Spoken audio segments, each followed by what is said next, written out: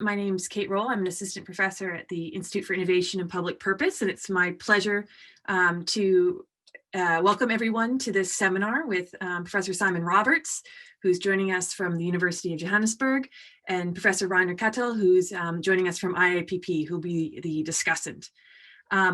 Just a very quick note on how we're going to run today.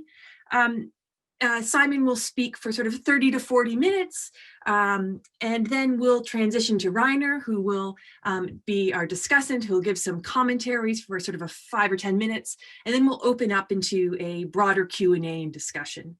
And we're using the webinar format, which means that there's a Q&A box, so you can enter a written question that I'll read out to Simon, or if you're feeling brave, I'll hit the join us and you'll pop up on screen and be able to voice your question yourself. So put up your hand if you'd like to be called on, or if you'd like me to read your question, please just pop it into the Q&A box. Good, so without further ado, it's my real pleasure again to invite and welcome Professor Simon Roberts from the University of Johannesburg, where he is the founder for the Center of Competition, Regulation, and Economic Development, and has done incredible work across Southern and East Africa. So I will turn off my camera and turn it over to Simon, who will start off his presentation for the next sort of 30 to 40 minutes. So thank you so much, and over to you. Thanks very much, Kate. Let me just share my screen then.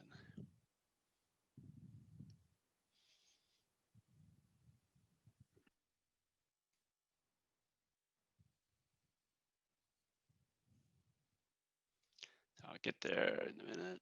Let me see.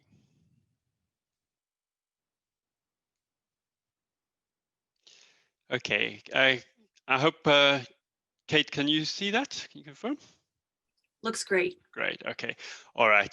Thanks, Kate. Thanks to the Institute for Innovation and Public Purpose for hosting this webinar. It's great to be able to talk about these topics, which relates to work that we've been doing at the Center for Competition Regulation and Economic Development for the past few years. As it says on the cover slide, and it said on, I think, the invite, the presentation I'm going to make draws on a paper that I've done with Antonio Andreoni, who's the research director at the Institute, and is also a visiting associate professor at the University of Johannesburg as well. And he's been working together with us for a few years. And the longer title of the paper is there, and as it says, it focuses on some of the issues with illustrations from South Africa. I'm going to talk about kind of 5 main areas or issues, I guess, to launch off. I'm going to reflect on the growing consensus in the international debates about digital platforms, that we are now moving from if we should be looking at regulations and appropriate rules to how. But I'm going to be asking and engaging with those questions specifically in terms of the implications for middle-income countries, a very heterogeneous group of countries, I know, but countries, I guess, that are grappling with the challenges of evolving to more sophisticated economies, to building better capabilities, stronger capabilities, more diverse economies. And they're doing this in the context of the rapidly advancing digitalization of economic activity, not just through the platforms, but also in terms of how it affects the technologies that are being applied in different sectors of those economies. And so for these questions, really going to focus on the challenges of building capabilities and what's called in literature structural transformation of these economies, in terms of building these capabilities in more diverse and more sophisticated economic activities. And in this, I'm going to refer to what Antonio with the collaborators referred to as a technology trap that countries are facing. That quite a few countries evolve into middle income status and then struggle to continue to maintain higher growth rates. And part of that is related to what's first called a middle income trap, and now talking about it particularly in the context of technology acquisition in terms of how technological capabilities are built. And this recognizes and needs to recognize the heterogeneous nature of different platforms related to different types of activities. So it's, it's different for if you're in fast fashion and building capabilities in clothing than if you're in machinery equipment or motor vehicles or looking at tourism or healthcare, which are things that are referred to with reference to South Africa. So it is an interaction essentially with economic policies and industrial policies in those countries. And we are proposing that from the point of view of these challenges, around the kind of development strategies of different countries in this middle income category, that we need to be thinking about the role of the state in terms of kind of entrepreneurial regulatory state. So there's been already proposals put forward quite widely about a kind of bigger regulatory role for the state, doing things different in terms of a fresh approach to antitrust or a reset for competition. This has been talked about in a recent paper that Philip Marsden and a co-author have written for the German authority.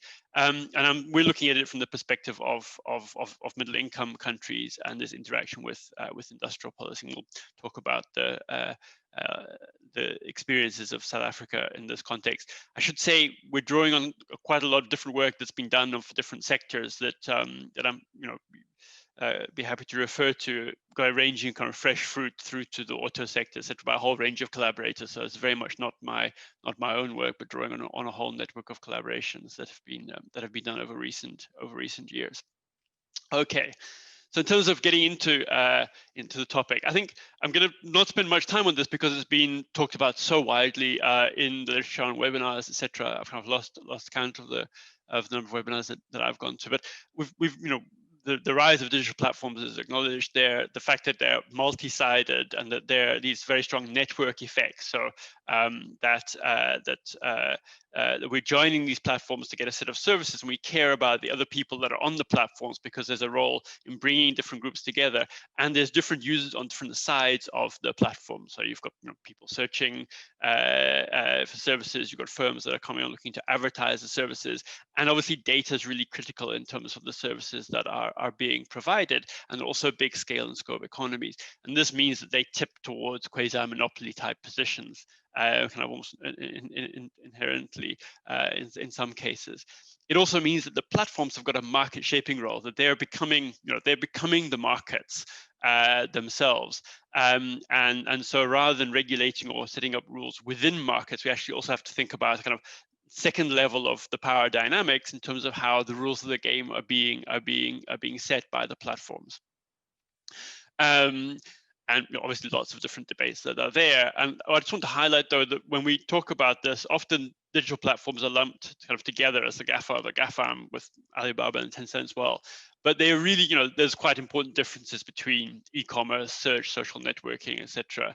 Although there's this common importance of data. And certainly for an economy like South Africa, there are very big differences between the importance of e-commerce and the importance of say search in terms of where those economies are at and market participants are at there.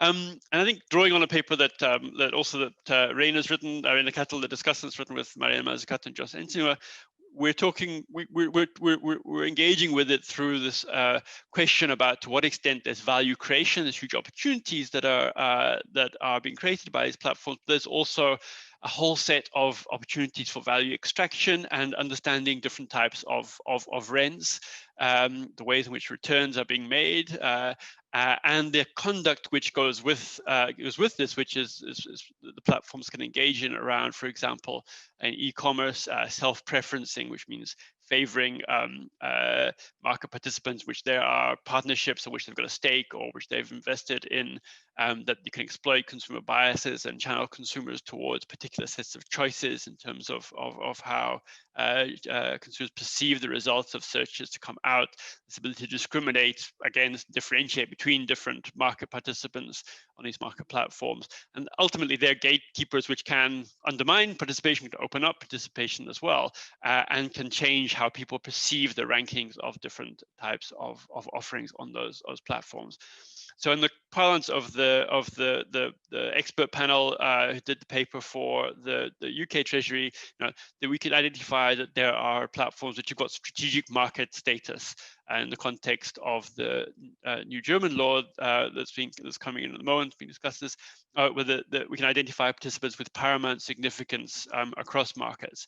So these represent a real change, real evolution in how competition authorities are looking at that. And this is where a lot of the debates have actually been happening. And we're saying that these debates need to be much more central in developing countries with those strategies around particular sectors, because they have really big implications for local businesses in developing middle income countries. That kind of all else equal, larger multinational participants, if we're looking at tourism, a large multinational hotel group is able to engage with the extent to which they may or may not be preferenced or favored or disfavored by the platforms. If they're located in a country like South Africa next to a local hotel operator, that local business is competing and needs to get access to the platform, needs to be able to advertise, but it's probably going to be a lot poorer position in terms of understanding how they may or may not be getting impacted by the way the platform behaves in terms of the rankings, as well as in terms of how the advertising spend that they're making is going to impact on that positioning on the platform. So there's really particular questions I think that we think need to be raised with regard to developing economies. In Europe, there's been, there's now a kind of a pipeline essentially of cases around this and in national authorities as well. And just to flag that there are obviously cases in other countries as well. And so in Korea, self-preferencing by their dominant e-commerce platform was taken on by the Korean Fair Trade Competition Commission, and India has taken action against Amazon and Flipkart. USA has just opened against Google in Brazil. Closed cases against Google without findings. So there are a whole lot of different things going on around the world in the competition space.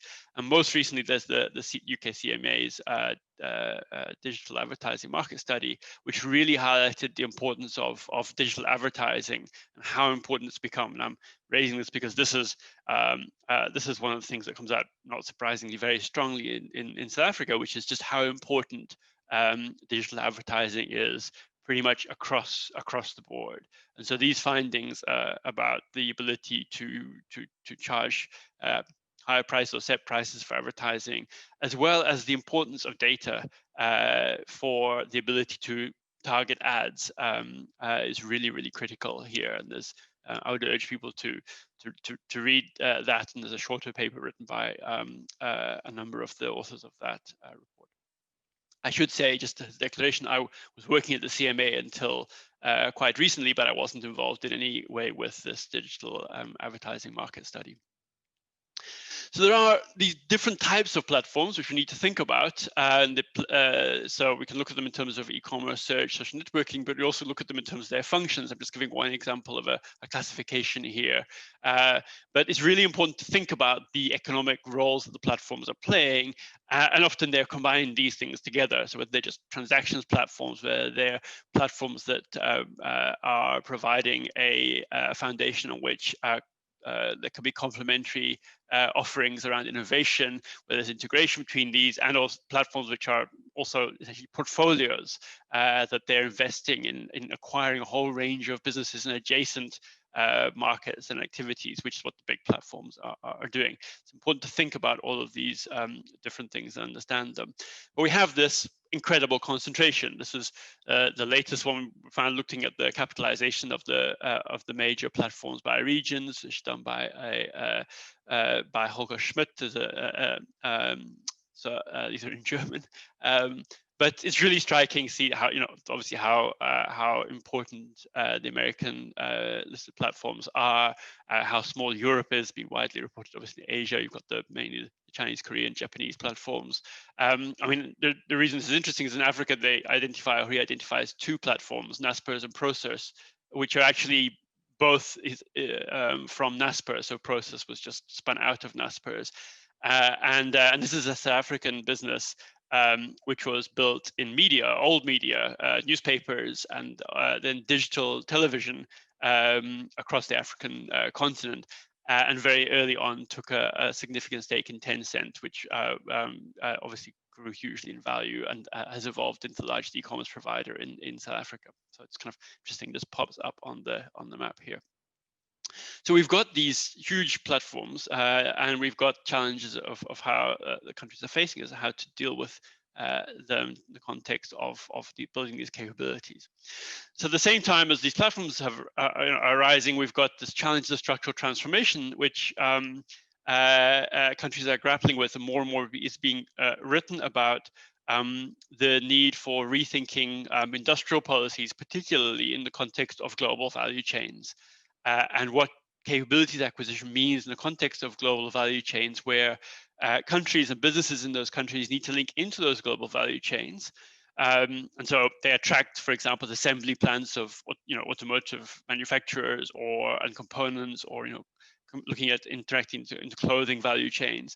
But they also, as part of the long-term building of capabilities, link into local production ecosystems, because those components components manufacturing assembly operations tend to be very low value now, because the value is essentially being pulled to either end of the value chain, really in the R&D and the design aspects, or in the customer-facing branding side of it, and a lot of work around the lead firms in value chains. And we're seeing countries struggling to make progress in terms of the structural transformation. There's this evolution to more sophisticated activities. So the platforms, digitalization, are essentially overlaying into this, and that's why we think there's a potential middle income technology trap. We need to think about this much more purposefully as a strategy, in terms of strategies that need to be followed. One of our collaborators, Tim Sturgeon at MIT, has framed this for industrial value chains in terms of user data and the flow through storage services, data analytics, artificial intelligence, machine learning, and how that links into upgrading processes, because ultimately you're talking about the capabilities acquisition process in terms of upgrading capabilities, and earning the returns from those capabilities in different countries. And this feeds through then to this technology trap, which is drawn from Antonio Andreoni's papers with Fiona Tregena at the University of Johannesburg, and just showing that you've got these investments that are required, big investments that are required, but particularly in the earlier stages in the R&D, and also in the later stages, but the private sector particularly as well, in the kind of deployment of it. And we've got the red lines are the lower levels in middle income countries. The blue lines represent the kind of higher levels to which those investments need to get to, as well as the fact that there's this gap that in the middle of building the capabilities right the way through to build stronger local production ecosystems. And so this is the kind of linking backwards into stronger local production ecosystems that Kun Lee has written about in the context of countries such as South Korea in particular. And how does one then think about the role that platforms play in this context? So let me turn to the case of South Africa, which is really, I think, it's obviously interesting as for us who spend most of our time working on the challenges facing industrial development in South Africa. But I think it's also, I'm going to try and explain why I think it's really interesting and really challenging for these international debates as well. Because if you like, it's kind of an extreme case of these types of challenges, and the debates that have been happening internationally around competition antitrust have been happening in the South African context for some time now as well. And that's because of the policies that were adopted, and I guess the time at which South Africa had its first democratic elections and democratic government in 1994. And so South Africa had this transition to democracy in 1994, and a process of transformation, which has been attempted since then. It's the most unequal country in the world as a result of apartheid. So this is obviously overlaid very strongly in terms of racial classifications and categories in the country, very strong historical impact of that. And at the same time has established an industrial base. Under apartheid, was very strong industrial policies that supported particular industries which were deemed as strategic. So it has this high levels of inequality and huge issues with participation. Same time, it has an established industrial base with islands of technological excellence. I'm going to give some examples of this, which have actually been the basis for outward internationalization of these companies. So really big questions about the broadening of value creation, and obviously of inclusion and exclusion, that are so sharp in South Africa. And the policy agenda from the transition was essentially a policy agenda around a markets-oriented agenda, which was liberalized markets, liberalizing trade protection, and putting in place institutions which at the time were kind of economic orthodoxy. So liberalizing and explicitly saying, well, we'll liberalize, and we've got this very concentrated economy, very, very highly concentrated in terms of the shares of firms in many of the sectors of the economy. But we're going to put in place this competition authority, this competition regime, and a rules-based regime, and that's going to be the fix. That's going to be the market fix. And then we must fix other kind of market failures as well. And so we kind of have a set of incentives around fixing those types of market failures. So very much a kind of Washington consensus, if you like, with some kind of post-Washington consensus type components in terms of competition authorities. And it's been really challenging. The record has been poor in the sense that unemployment is still incredibly high. Inequality is still the highest in the world. So while countries like Brazil were similar to South Africa's levels of inequality in the 90s, it has improved somewhat. South Africa's basically at the same level in terms of the Gini coefficient, and really struggling to diversify the economy. There's been growth of services, retail, financial services in terms of the broader productive base. And as a result, very, very high levels of unemployment persisting. And the competition regime, which has really struggled to address abuse of dominance. And that's something, I've been involved in having worked the Competition Commission in South Africa, but cases taking a long periods of time. And these are ex post enforcement cases. So the kind of criticisms that are being, or the observations that are being made as to competition law in Europe, being able to deal with these are things that South Africa has been looking at for some time. Kind of, I think, a good example of that. And so it's been, really struggling in terms of its performance. So this shows this is GDP per capita as a percentage of the USA. GDP per capita is a way of just of measuring and comparing, and so you can see South Africa's has fallen in terms of its GDP per capita in relative terms, and has been overtaken by Brazil and Malaysia and China now over the past it's a long period over the past 50 years or so. You can see from the mid 90s that the performance is also kind of essentially it's not decline has been arrested, but the kind of growth that's required has not happened. So where does this leave the debates in terms of the global platforms? It is a really nuanced picture. So in e-commerce, there was a lot of concerns about e-commerce operators coming in and bringing with them imports and not being subject to taxes, the same taxes that local businesses would be subject to. So a lot of concerns about the tax base getting eroded through e-commerce. This has really not happened in the sense that e-commerce is a tiny part of retail sales, a really tiny part of retail sales, and this is for a very old economy reason, which is that it requires, e-commerce requires delivery infrastructure, post office that functions, or delivery infrastructure which functions. And in context of the South African economy, this is really difficult to establish and to work. So Amazon has really struggled to make any kind of headway whatsoever. And actually, the local platform, which has been set up by Naspers, the company I talked about before, called Takealot, is way in the lead. But it's a very, very small part of the market. And essentially, a lot of investment is required in that distribution infrastructure. And this company has grown organically and through acquisitions. There are concerns about its market power. A merger with a company called We Buy Cars, which is a car retail platform, was blocked by the Competition Authority because of concerns about the dominance of Takealot. And at the same time, there's other retailers have been doing omni-channel offerings, such as the big fashion retailers, etc., trying to get and the supermarkets do a kind of e-commerce offering. But while their concerns are there, this is not really a major issue at the moment, and it's really something that is on the radar. But a lot of attention has been paid to it. By comparison, the work that we've done looking at the extent to which companies are reliant on social platforms highlights how important Google and Facebook are, particularly for smaller businesses, small entrepreneurs, that they are really, really, these are really critical partners for companies to invest in, that, especially in businesses selling to consumers in urban areas.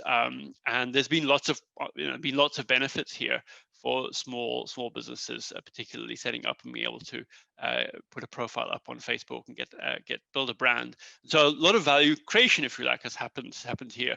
But these are critical. These platforms are very important, and there's the same levels of concentration, not higher, that's been observed by the CMA in the UK.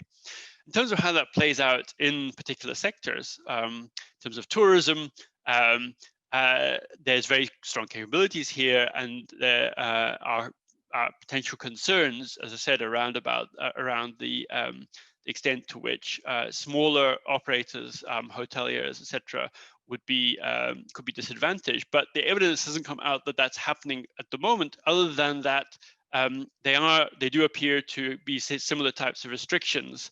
If you're a hotel operator with a company like Booking.com, it does appear to be limitations, or has been limitations, as the extent to which you can, rather than paying the commission, look at putting a discounted price on an alternative platform.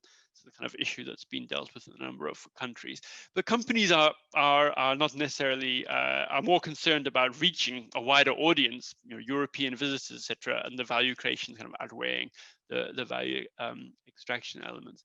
And in clothing and fast fashion, it's raised the bar, but we have weak capabilities already. So this is really an industry where the strategy would have to take on board the impact that digital platforms has had on fast fashion, and raise the challenges. But it's an industry which has really struggled to build those capabilities in any event, and so it's a very in a very weak position in the global value chains around this.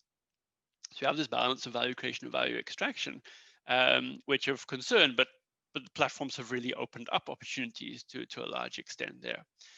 And then let's look at two sectors where we've got strong capabilities, and there are strong, and the platform's very important, and there are kind of substantial implications that we would argue should be part of a strategy that would be picked up in terms of kind of an entrepreneurial regulatory state.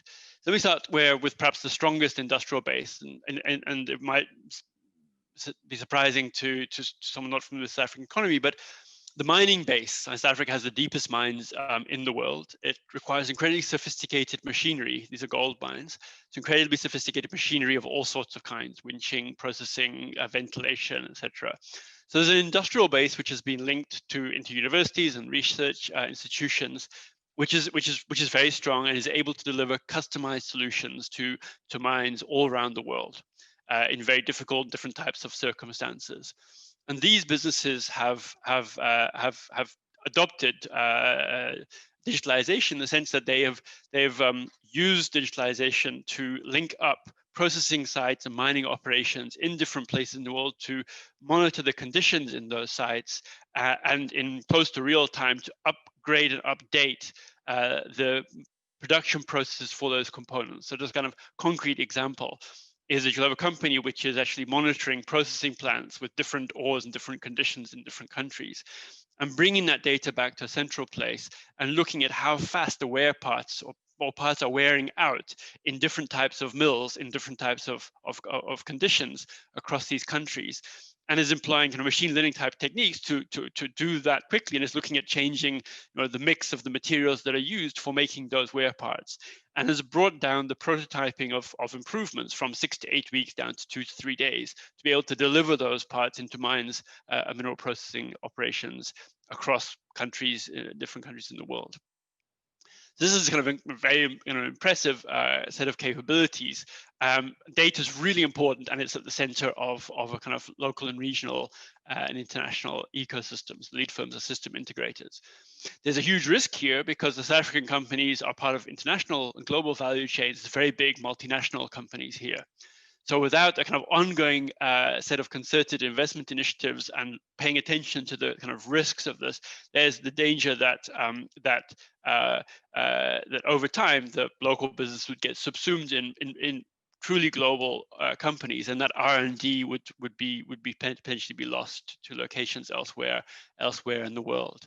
So there's kind of types of concerns which would be familiar to these global debates, but very closely related to the particularities of this particular industry and requires particular types of attention to make sure that, that those capabilities are built on and diversified from. The second one on the slide relates to a company which people in the UK may be aware of because it's developed the Vitality program, which is being marketed quite heavily in the UK. And this relates to kind of and demonstrates the demand and the demand side pull as the mining machinery does, but a demand side pull from having a small and wealthy kind of upper middle class that uses private medical insurance. And so you've got this group of people of the population with private medical insurance, and the medical aid, one of the largest medical aid administrator, which is a for-profit business that essentially runs insurance, medical aid insurance, and also has life insurance and other financial services, has built a data-based business which is offering products and services to members, and has essentially built a platform of members where they will now offer these services through a Vitality wellness program, which means that they will, if you buy into the program, they will track your purchases in supermarkets. They will have monitoring your Fitbit, your whatever appliance you're wearing, and they will reward you on your insurance products based on your consumptions of green vegetables in supermarkets, and will also leverage discounts from those supermarkets for you. So it's essentially taken what is private data and developed this obviously personalized and private data, and developed these set of insurance products, and have now launched a bank and are promoting it as the world's first behavioral bank in the South African context. And these issues around the control of data have come up already because another insurer came along and said, we want to use the Vitality status. So if you're on Vitality, you get kind of different status, gold, silver, platinum type status, according to, how many times you exercise, how healthy you are in terms of your eating, etc. And the life insurer said, well, we want the Vitality status to offer the life insurance, offer a discount to those, or a different price to people who've got a higher Vitality status. And Discovery went to court and said, that's our data, you can't get it. And the court decided that it was actually the individual's data, and the individual should be able to use that data and share that data, or share that status, not the data underneath it, but share the status with another third party. And there should be a separation between the insurance part of the business and the Vitality part of the business. So here's an example of a remedy or a decision being put in place around the platform, which is essentially leading the way in terms of these debates. So very kind of interesting in the context of these wider questions. And you've seen the innovations around the products leading to outward expansion by the company, the main company itself. So a lot of kind of value creation, if you like, from that. So we've got very different types of experiences. What comes out, though, is how important it is to focus on the nature of the data and the nature of the platform that's evolving. So moving beyond, talking about just kind of the Google, Amazon type examples, and thinking about how this links to these value creation and value extraction types of debates that we've been having. So it's so these are the kind of points we want to draw out of it. I do want to wind back a little bit though and say that across the board, there's really critical measures that need to be taken by governments leading in terms of broadband, for example. Data costs come across very important in South Africa, given income levels for the cost of data. Very long actions being taken by the competition authorities trying to reduce data costs. Can't go into that here. And also around skills, the skills that are required to build value. So really critical role for government, much even more important role in terms of this. I don't want to forget that. But in terms of the potential from the platforms, we're looking at a set of regulations, understanding the platforms, what's happening, and being able to set and enforce rules. So this is we think it's a kind of a mind shift in terms of the policy approach to digitalization and the importance of platforms, which focuses, as we suggest, on kind of digital platform dynamics framework. So the platforms have got these functions, they're performing these functions at the same time they have this power. These are inherent in the nature of the platforms. So we can't say that these are kind of market failures to be corrected. This is where we are in terms of the evolution of the platforms and the importance of data digitalization. And ultimately, we've got this dynamic going on between value creation and extraction. We've got governance of these platforms, and the platforms obviously want to entrench their position as well as build new products and innovate. So this is a tension that's natural and that's playing out. But ultimately, we can't engage with this tension unless we're bringing together, we think, the tools of competition policy and the insights of competition policy, which includes competition law. But we're deliberately focusing on the policy aspect because the competition law dimension means enforcement. Means going in and kind of taking action, whereas competition policy relates to a much broader range of tools around setting expectations for how platforms should be operating. This kind of reset. But also particularly in countries like South Africa, but I think this is more broadly applicable, thinking about the industrial policy tools around what is the nature of the impacts in particular sectors and what really matters for a particular economy, if it's critically dependent on tourism or on agriculture or on different parts of manufacturing industries or other kinds of services. What does it mean? And bringing these things together in a kind of entrepreneurial regulatory policy framework. So we've got a kind of whole list of things that we think needs to happen in terms of such an agenda, which I'm not going to go through. So it involves the taking action against conduct, a list of do's and don'ts, as it's been suggested more recently in terms of the debates happening in the EU, but also built together with the skills development, the industrial policy, the digital infrastructure, and bringing those things together. So just to wrap up, in terms of conclusions, implications, and this is very much in terms of our thinking, work in progress, a kind of research agenda. So it's really great to be able to do this presentation. Just to recap, I guess this heterogeneous nature of digital platforms, I hope I've highlighted through these examples from South Africa why we really need to get our kind of hands dirty in terms of understanding how they're having an impact in particular country and industry contexts. And that we need to look at this in conjunction with this reconfiguration of competition, regulation, industrial policies. And obviously, we're focusing particularly on these challenges of the technology upgrading, and that middle-income countries like South Africa are really grappling with. And so we're suggesting that we should be focusing on these key objectives in different countries and looking at how that drives the agenda for looking at what platforms and what things we should care about most in that particular context, and bringing, I suppose, that middle-income country, these industrialization challenges into what we hope is an emerging consensus around the need to engage with the platforms and set kind of different rules and different frameworks. So bring in this perspective from countries grappling with these challenges, and at the same time have this overarching also emphasis on building institutions that would support greater inclusion.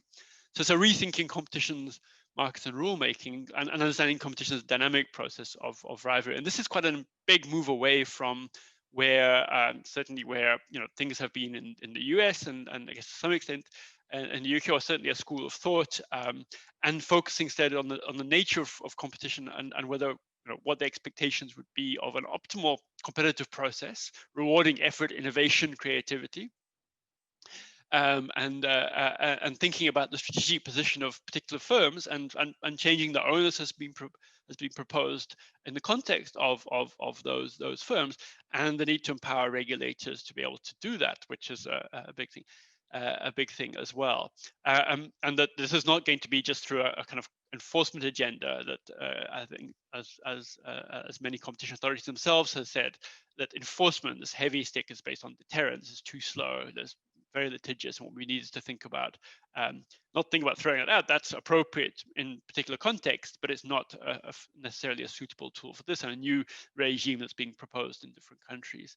So we think that that as part of this emerging kind of evidence base is really important. And I think there's obviously a critical role for international research networks in doing this.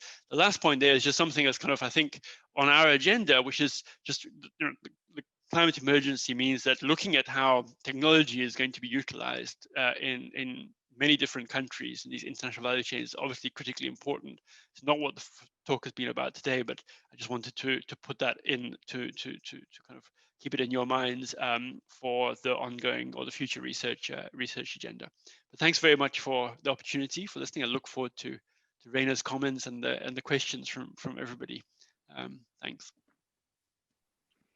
Thank you so much, Simon. So what we'll do now is Rainer will give sort of a 5 to 10 minute response, and then we'll go to Q&A. And so just to remind everyone that there's the Q&A question bar where you can put it in, or you can raise your hand and we'll be able to bring you in via video or audio.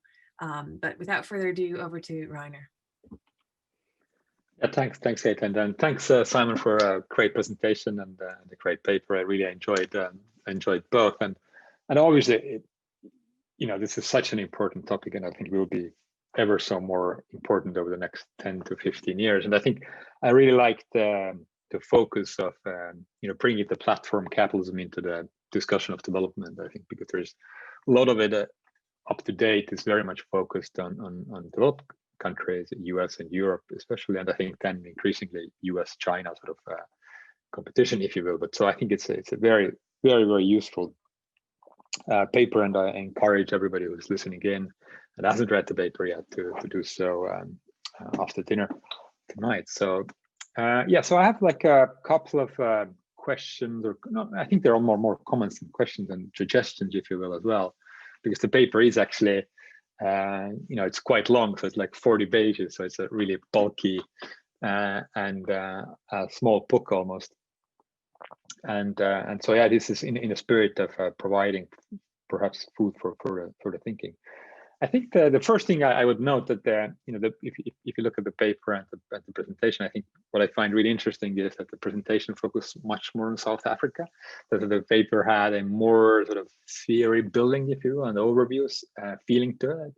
And I really enjoyed them having more sort of context, and that would be my sort of like the first almost like recommendation, is to build the case for South Africa in a stronger sense, as you did in the presentation. I think which is just all the neoliberal background to that, which and this is where my comments, I'll come back to that, I think seem to be playing a very, very important role.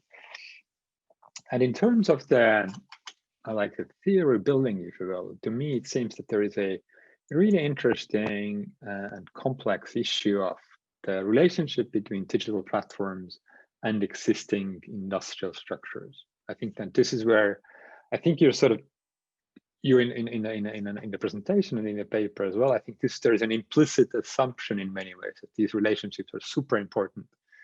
But I think that I would perhaps recommend to try to give more thought to that, perhaps whether there isn't actually some is there a taxonomy how the platforms are impacting different sectors, and whether those the political economy relationships around different sectors are actually relevant. And because in a way you can argue that what the paper shows, and I think the presentation especially, is that there is digital platforms are helping create value in the South African context, but the value extraction actually is taking place because of the pre-existing political economy relationships. As you showed, it's one of the most unequal economy in the world. So basically you can argue that the digital platforms are helping to continue this kind of extraction that is just in the form of inequality rather than in any other form. So, and I think there is a very powerful and interesting dynamic going on there. And so that would be my first connection, or first almost like a question. Is there like a actual taxonomy or typology of how platforms are influencing different existing economic sectors? So that seems to be, and I don't have an answer. It's just I think that you and Antonio probably have some sort of an implicit assumption there. And the second is very much on that.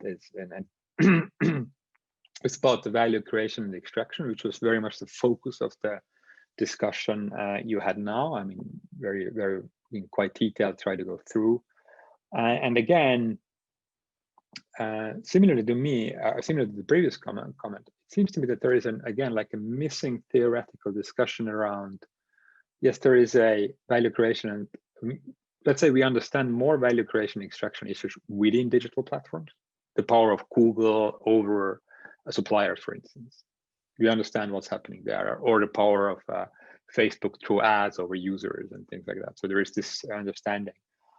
But what is the sort of the role of platforms in other sectors? Again, in terms of, does it, how do we conceptualize what is actually value extraction? Is it lowering the diversification of other sectors? So let's like tourism, you just have seen in South Africa in 10 years, you have like two options.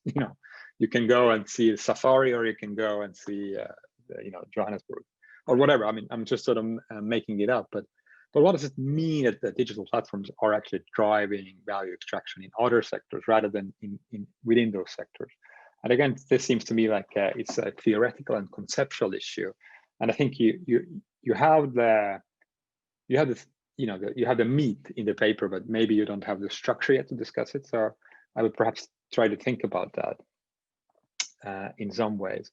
And this leads me to my comments around your theory building, which is very much sort of industrial policy as a lenses, and competition policy, which I absolutely agree with. I think this is an absolutely key sort of alignment that many countries are missing. But again, here I would argue that there is perhaps a step in your theory that I would add to that, and because industrial policy can be seen from very different angles. So there is no one industrial policy lens, if you will. And so I wonder whether actually the historical institutionalism would be more relevant in your contracts. And I think the way you started in contextualizing South African development, I think you did it much more in presentation than in the paper. So presentation was very sort of contextualized. It's South Africa, the failed of reforms, and the value extraction that's continuously going on in the economy.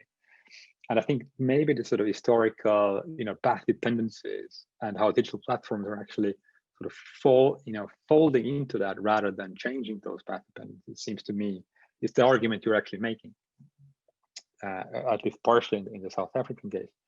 And similarly, I think there is when we talk about industrial policy and competition policy alignment, there's in an evolutionary economics point of view, of course, the point of the way economies evolve is through what Schumpeter called imperfect competition. That companies trying to actually avoid competitive markets and try to find ways to undercut competition through innovation, through bribery, whatever means you have, you try to do it. And basically, and I wonder whether again that is what is the relationship of that kind of imperfect competition to value extraction, value creation. And again, what is the role that then digital platforms play in that? And I think you, in a way, what the South Africa story you tell is almost that the digital platforms are actually helping the incumbents to create value, which is at the same time also slightly or somewhat value extractive because inequalities that are pre-existing. So there is a different levels of value creation, value extraction, and whether one has to do with competition and the other has to do with existing sort of political economy structures around it. So I think these were my and also the model is showed at the end, the dynamic platform dynamics. I wonder whether that has actually more to do with sort of imperfect competition, because this is what you're trying to argue, that industrial policy needs to deal with the imperfect competition, and imperfect competition can be a good thing, can be a bad thing. So you need to actually develop those capabilities within public sector to actually differentiate what is the good and what is the bad imperfect competition, rather than going for a perfect competition, which is what is the sort of the knee-jerk reaction of European and US antitrust authorities. And I think you bring this nuanced view to that, which I really enjoyed. So thank you very much. So this is very sort of, I think, theory-driven comments, but hopefully they inspire some thinking. Thank you. Thanks, Rainer. Simon, maybe I'll invite you to respond before we go to Q&A. Thanks, Rainer. Those are all really great comments. I'm probably not going to do justice to them now, but they're definitely things that I'll take away and we'll take away for developing the paper. Yeah, I think I guess I talked more about the South African context because when I was thinking about the audience, I thought, well, it's difficult to drop it in here. But I think in terms of the paper, we also need to think about, how do we frame that, and bring in, as you said, bring in a little more in terms of the political economy context there. I think if I'm going through the list, I think we will try and I think about how we can develop a taxonomy of the interface of platforms with the industrial structures. I think looking at the categorizations of the platforms, looking at how they link to particular different types of economic activities. I guess this is going to be definitely something we're doing in a further evolution or a second paper altogether. I think we see this in terms of local kind of production ecosystems, and thinking about how those ecosystems are developed, how they grow or don't grow based on the nature of the rents that are there. And so I think that's very much how we would want to develop that. But I think that's something we just need to bed down. I do think there's a very interesting question in the sense that some of the existing I haven't talked about finance at all. Some of the existing, powerful interests in the economy, they're definitely bolstered by, and this is my initial response, they'd be definitely bolstered by the impact of digitalization, the ability to build platforms. At the same time, they're with appropriate regulatory changes and impacts that can change. So we have examples of mobile money in East Africa, which are lessons are being potentially brought into South Africa and opening up the banking system, so the financial services. So I think we're at a relatively early stage, actually, in terms of some of these impacts. And so I think what we need to do is think about how to explain the nature of these relationships that we think will evolve, and link that very much to the kinds of rents that are. I think the other aspect that I would add in is which I didn't talk about really, is just the link to the existing infrastructures around telecommunications companies, etc. I mean, most of in South Africa, as with other African countries, certainly, a lot of these services are over mobile. So we have a very big difference from UK, etc. That mobile is much more important, the cost of data is much more important, and this interplay between mobile telecommunications operators, providers of financial services, and actually supermarkets who collect data on. I mean, we have a very concentrated supermarket sector, so you have very high levels of concentration in each of those three areas, and essentially this is the rivalry that's playing out at the moment. But largely, I would argue, without necessarily kind of a clear strategy and framework going forwards from the government side, we have for the Industrial Revolution Commission, we have a strategy from the Competition Commission around this. But I think we can certainly add there. So this has been really, really helpful. Like I said, I haven't done justice to the comments, but it's a great discussion. Thanks. Great. I'm going to hold back my question, although I will say that this theme of infrastructure is coming up quite a lot. And it makes me think of even someone like Ferguson's paper, seeing like an oil company and thinking about what are the infrastructures that lie behind each of these. And infrastructure is considered broadly. I'd put supermarkets in there probably as well.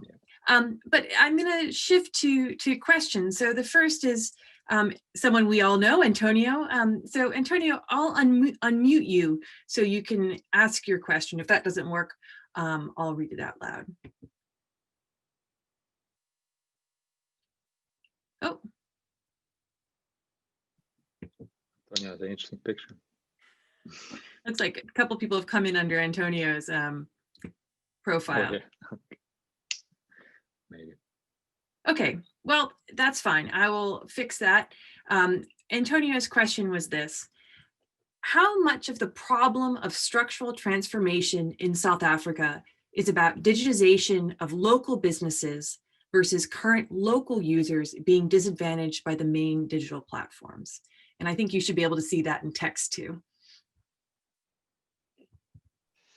Great, thanks. Antonio's kind of cheating, asking a question to be a co-author. I think on a kind of aggregate level, the biggest challenge around digitalization is actually around the impact that it has on the existing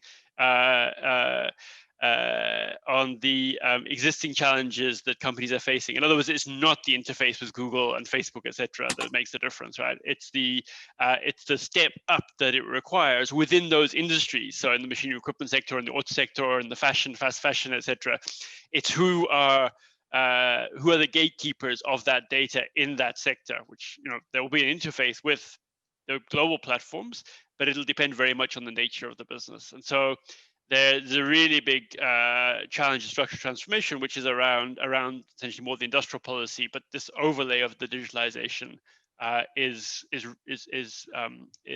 expanding. The importance of that overlay is expanding incredibly rapidly. So I think that's what we need to, I think, convey more clearly. Great. I think I'll move. Maybe I'll add to that question in terms of the disadvantage, being disadvantaged by main digital platforms. Do you see situations where local digital platforms are advantaged? I'm thinking of Jumia in Kenya, for example. So I mean, so the local digital platforms, in terms of the Takealot which is a Naspers company. So the local digital platform there definitely is advantage, but because of its ability to invest in the distribution infrastructure, it's also advantage, I think, because it has a very big footprint in terms of relationships into media and local newspapers. So the prosaic level of its control over a large portion of community newspapers. So, you know, it's this interface of being able to drop off newspapers and do deliveries, etc. So I think there is the kind of spatial nature of patterns of activity and inequality means that there are these advantages for that. That's been the concern, which means that you know, the greater role of international platforms could actually benefit wider participation. The separate work we've done around barriers to entry, and there's a book that's just come out earlier this year on looking at barriers to entry to smaller businesses, but particularly to Black entrepreneurs in South Africa. And we're seeing actually that there's a lot of potential for platforms to be positive in terms of, and so there's a Brown Sense network, which is a network of Black entrepreneurs, and they started off on Facebook, for example. I mean, it doesn't mean there won't be issues down the line, but it does mean that there, you know, the potential is there. Whereas you've got these very large businesses in supermarkets and finance and media, which are local businesses, because which are, you know, obviously digitalizing. Great. I'll bring in Josh. So we'll try this again. So Josh, I'm going to unmute you so you can ask your question. Here we go. Josh Ensminger. Great. Thank you. Can you hear me? Yep. Yeah. Wonderful. So I had a few questions, but the core one that I wanted to ask, I posted in the chat. So can you expand on the critical barriers to establishing entrepreneurial regulatory policy? And how can other countries begin to consider a roadmap or exploration of such policy? I'm particularly thinking of countries across Latin America where there's a rise in consideration on platform approaches and AI strategies, where AI platforms are kind of going hand in hand. Thank you.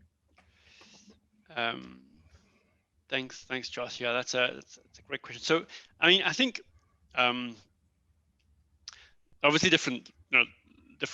really different levels to this. I mean, we've engaged in the debates around how the regulators have operated, and the competition authorities have operated, and the choices that were made in the competition regime.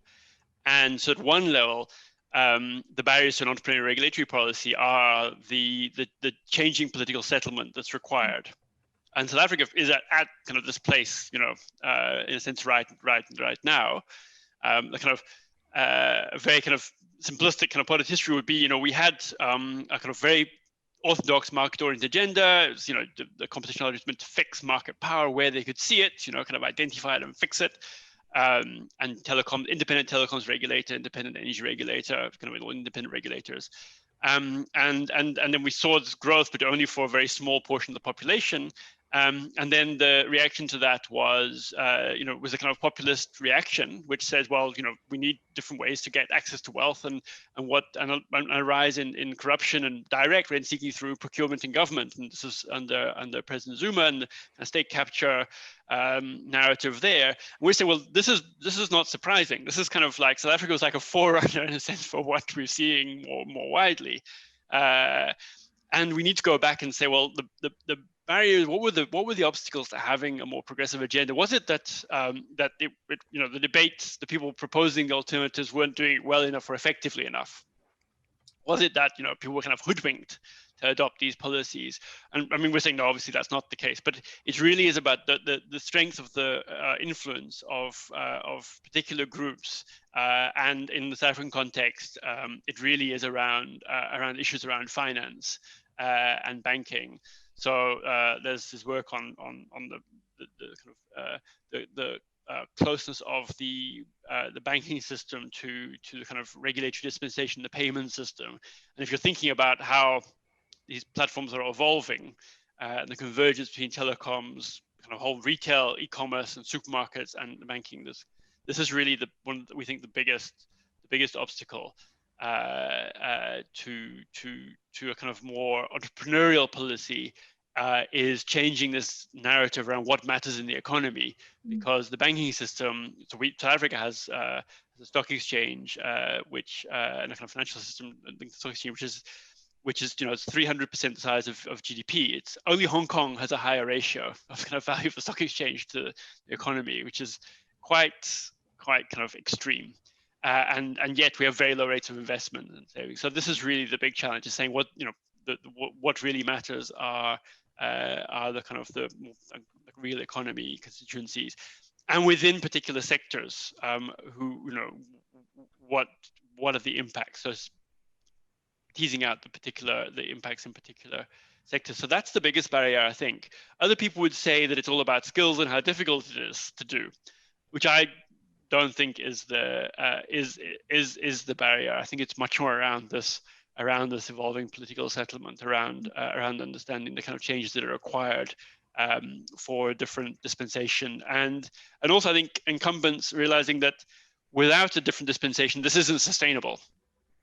And this is you see these debates starting to come up that this isn't kind of sustainable even in its own on its own terms at the moment. Josh, do you want to follow up? Or are you happy? I'm happy to provide another question, but I think I'll leave it to the rest of the Q&A for now. Okay, thanks, Josh. So now we've got another question from Sanjit. So I'll pull up. Here we are. Okay, so Sanjit, I'm going to allow you to talk so you can ask your question, and if you're not able to, then I'll read it out loud.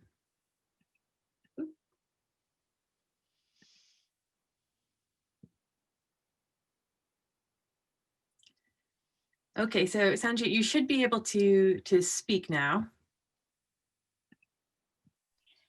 Hi, can you hear me, Kate? Is this working? Yeah, it's great. Great. Hi, thank you so much for your presentation and for your paper. I really loved it.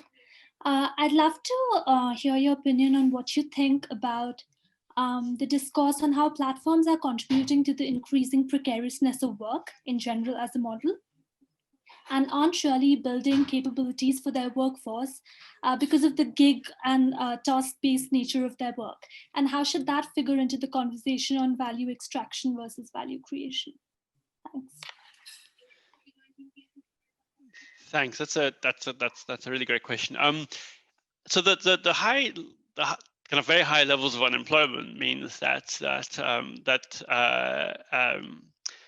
kind of particularly ride sharing, but Uber particularly, as has been has found very fertile ground. It's been taken up very widely, and because people have poor alternatives, this has been seen as kind of creating a lot of opportunities there. I think this obviously misses a big set of questions, which is kind of to what extent this is then maintaining a system where people's work is precarious because they were doing other survivalist activities in the absence of this alternative. So I think there's a danger that these are seen as kind of relative success stories, and we don't face up to the fact that these are not healthy markets, if you like. These are not markets that are generating more stable outcomes, better, kind of generating essentially kind of well-being for families, etc. So I think this is a kind of next level of engagement to be had around that. It's a really great question. I think the other thing I think is that in this context is the extent to which the tools to to regulate and have better rules for healthier outcomes require rules to be put in place to obtain data from companies such as ride-sharing companies. And so I think one of the big things that we can do by looking across countries in terms of examples is actually demonstrate how regulators and governments are able to require information and data, because ultimately what you would want is the data to be used to plan public transport more effectively, right? So rather than saying, so the taxi, in the South African context, the taxi drivers have protested against the Uber drivers. So we had and have used violence in this context. And the Uber drivers are developing, providing a service a lot of people are using. And but the ultimate, we need to think about, well, what do we want as a transport solution for our cities, where we wouldn't be having this precarious of work. I think there's a very concrete agenda there, which is requiring data from the licensees and licensing the operations in order to look at longer term investments in the kind of solutions that we want. So that's where I think the discourse needs to get to in terms of the value extraction, value creation, is providing, using these tools that we have, but democratizing them and looking at it in the context of, the way in which cities operate. That I think is nascent in the South African context. It's not really something I think which is a lot of appetite for it, and the kind of things that this research networks can really do to really add value would be bringing that for those who, if you're Sanjit involved in this or others, I think this would be a really nice link to make. Do you have a follow-up, or are you all set? No, thank you. I'm happy. Thanks. Great. Thank you so much, Sanjit. Good. So I think unless, oh, do we have another question that just came in? Yeah. Let's do one more question. We've got a question from Giovanni. So let's see. Let me bring Giovanni forward and mute Sanjit. Let's see. Here we are. So Giovanni, you should be allowed to speak now. Hello, everyone. Can you hear me? Great. Yes, my question basically was, we talked about middle-income countries and digital platforms in middle-income countries. And of the countries that have their own platforms, my thought went right away to South Korea, that basically developed its own platforms with messaging and navigation services and everything else. Of course, it's already a developed country, but at that time when these type of companies developed, it was a middle-income country. So what South Korea did in this regard, do you think is still replicable today or not? Thank you very much. Yeah, so I think it is replicable. I think there's we are still it's surprising not in the development economics community, the particular economy community, or whatever economy, but in the context of the kind of antitrust and competition debates, we still are not focusing on these alternative examples in countries like Korea. So and the kind of policies that have been followed there. So I think it is quite possible for countries to develop their own platforms. It is happening also. Kenya's mobile money platform is a really great example. In the South African context, it happens around upper middle income private healthcare, because the kind of extreme inequality that happens there, right? So I think it's happening anyway. The question is how does that fit into, or how does that articulate in the context of development strategies? And Korea is very clear about how that was going to do it. In countries like Kenya and South Africa, it's happening in the absence of a kind of strategy around that.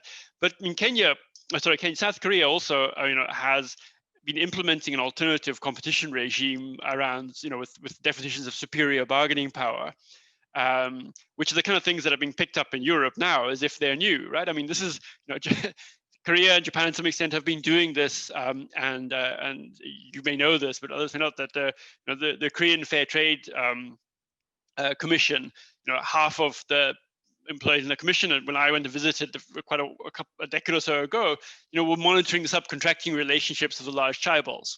That was what was part of competition law. It was monitoring fair subcontracting relationships. So subcontractees could actually invest in upgrading and innovation, etc. And this was under the KFTC. So an idea of balanced development as a market outcome, taking into account the intrinsic importance of large firms to realize scale economy, etc. that's been there all the way through. Obviously, there's been debates for, you know, the pendulum has moved in terms of the importance of that. South Africa had really large conglomerates, which were family owned and controlled with pyramids, but went completely the opposite direction, and it could definitely have taken, my view anyway, could have taken a different path. But I don't think that path is closed off because of where we are today. And in fact, now there's greater openness to how one looks at local data being generated, and how that creates opportunities for local platforms. I think what we need to think about is being a bit more adventurous, almost, in terms of what's possible in cities and local economies of different strategies, because there's actually a greater potential to build different types, or support different types of platforms now, I think, than there was before. Thank you very much for the answer. Great, thank you, Giovanni. So what I'll do now is, we have a hand up from Angie, so I'll allow Angie to talk. Here we are.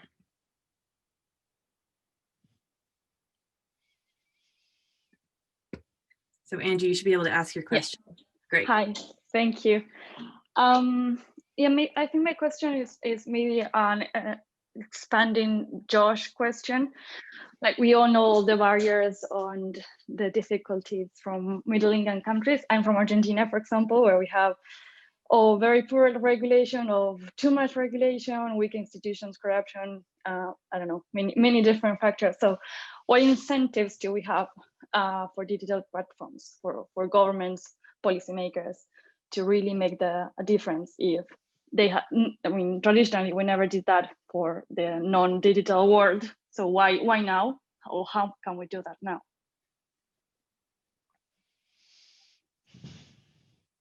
Yeah. So thanks, Angie. It's so we had these discussions around, like, what should should South Africa adopt the Korean approach to the competition authority regime, right? People say to me, but this is not possible. We don't have the skills, we don't have the education, etc. But I mean, I guess the point is that if you go back in terms of, and I'm sure the kind of where was Korea in terms of the 60s, etc. I mean, you build this slowly, so you've got to build constituencies around this. This is so that's one answer, which is that looking backwards may make you feel like there's this path dependency so strong and these interests are so entrenched that it's not possible. At the same time, there are counter examples. I would maybe highlight also the Kenyan case is really interesting because and we've worked quite a lot with the Kenyan competition authorities. I mean, people in Kenya would not see this. It would be difficult to see a kind of regime where you go through the courts, prosecute there. But the role that the competition authority has played in terms of making information publicly available, and the engagement with people through newspapers about market transparent information, and the impact that has on businesses in terms of them changing their behavior through radio, etc. So the engagement of people in market outcomes through institutions such as the competition authority is really quite striking. Another example, in the context of COVID and opportunistic pricing by stores of hand sanitizer. I mean, this was publicized in Kenya in March, April. And they took action and forced the stores to refund the people who went and bought the hand sanitizer that had been doubled in price. The CMA, which I worked for, was engaged on this. We took 3 months to do this, and then said, well, it seems to have stopped, and no need to go further. And yet there was a very quick response about what was an unfair outcome in a country with very high levels of inequality, with institutions that are much could be said about it, and in a system where people would have compared it with the situation maybe in Argentina.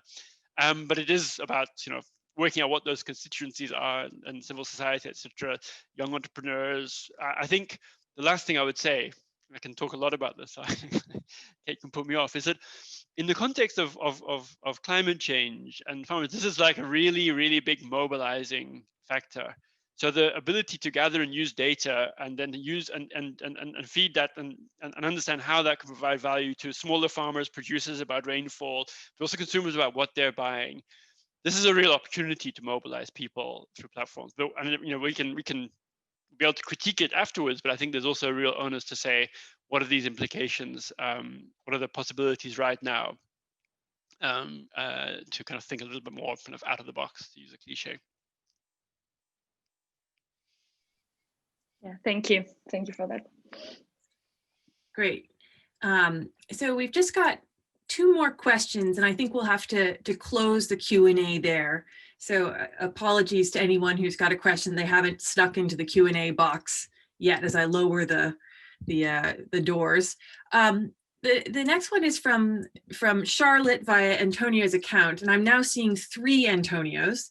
So I'm going to allow all the Antonios to talk. I'm going to take a risk, and hopefully one of them will be Charlotte, and we'll be able to ask.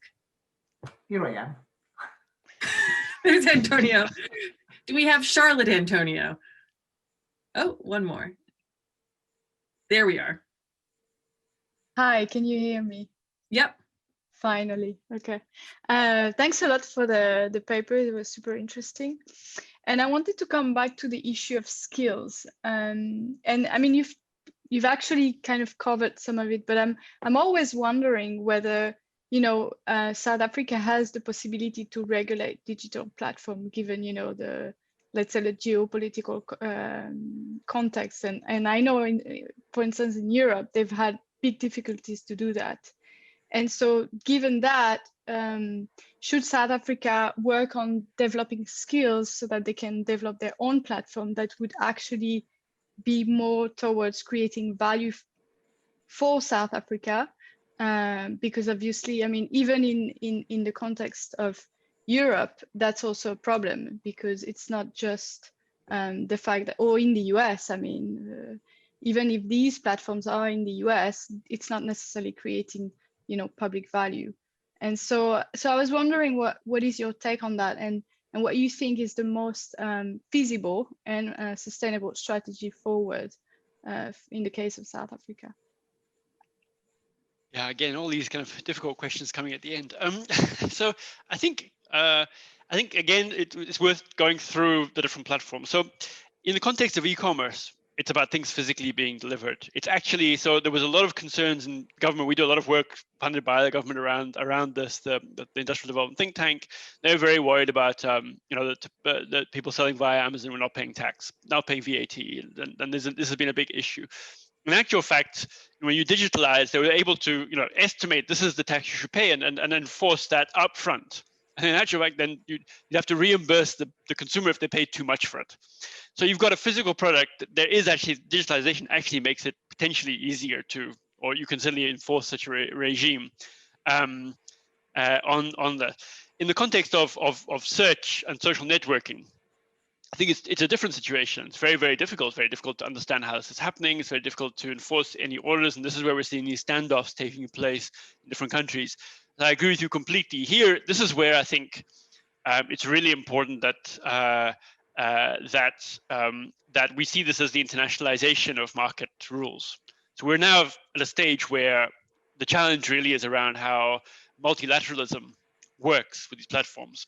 So, you know, multilateralism is absolutely essential in terms of understanding how digital platforms are going to work. So this is the big challenge. So yes, individual countries like South Africa are not going to be able to deal with this. So how is this going to be addressed? So this is, you know, that's as I see it, the agenda there.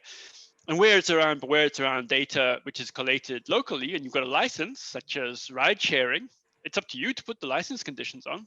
I mean, you can put the license condition on. There's a physical rationale there for that.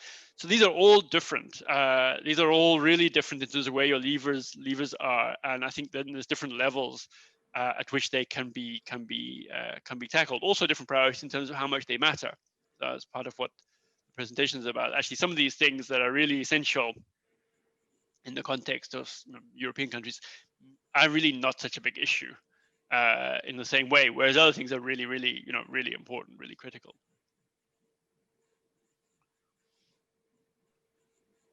Great, thank you. And I think, Charlotte, do you want to follow up, or you good? No, that's interesting. Actually, I mean, you can make a parallel with the environment. I mean, when you were talking about multilateralism, it's true that it's in some ways kind of a public good. But thanks. Excellent. Okay, so we've got one final question, and then I'll let each of Reiner and Simon do sort of a final comment to bring us to a close. So we've got that question from Grisha. So here we go. I'll allow Grisha to talk, to ask the question. Yes, hello. Thank you very much. Can you hear me? Yep. Okay, thank you. My question was on digital platforms for virtual scientific collaboration, for example, platforms that facilitate to co-author publications or to share research data. And I would like to know if there's an example of a prominent platform that was developed in a middle-income country and what role this platform plays nowadays. Thank you. Thanks. That's a great question. I don't have an answer to it, I'm afraid. I think there is, I know that there's attention being paid to it in South Africa in the context of the scientific community there. And there's, and I know there's concerns in the kind of international antitrust community around the positions of some very large publishers, and actually the kind of also the margins that are being made in actual fact as well. So, but this is really secondhand. This is not my own research area. So I just would like to suggest that those would be possible ways to follow up on it. But I can't give you any better answer than that, I'm afraid. Yes. Okay. Thank you very much. Great. So I'm sorry, we've got one more question, but I think we're going to have to bring it to a close in the spirit of time. So maybe Simon, you can type a response or something into the Q&A box for George. And Antonio also wanted to join to make a final remark as the co-author on the paper that was presented. So I'll allow Antonio to speak again, including Charlotte as the avatar. And I guess I'll hand over to Reiner, then Antonio, and then Simon to close.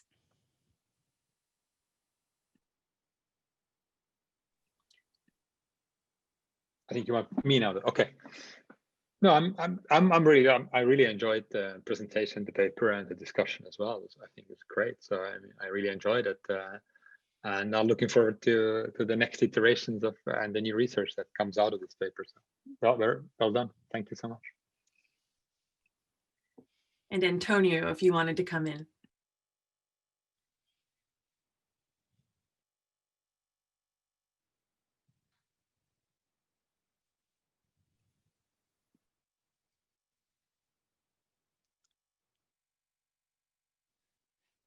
Antonio should come in and claim at least your credit is due for your part of the paper and all the work we've done.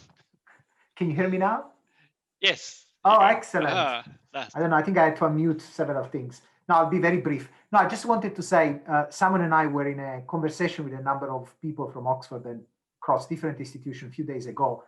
And in that conversation, which was among the contributors was Emily Jones, who is going to give one of the next seminars. In fact, we were discussing about all the ways in which this type of digital platform and the governance of data affect also new trade regulations and new agreement. And in particular, we're looking at the UK trade agreement with Japan and future arrangements.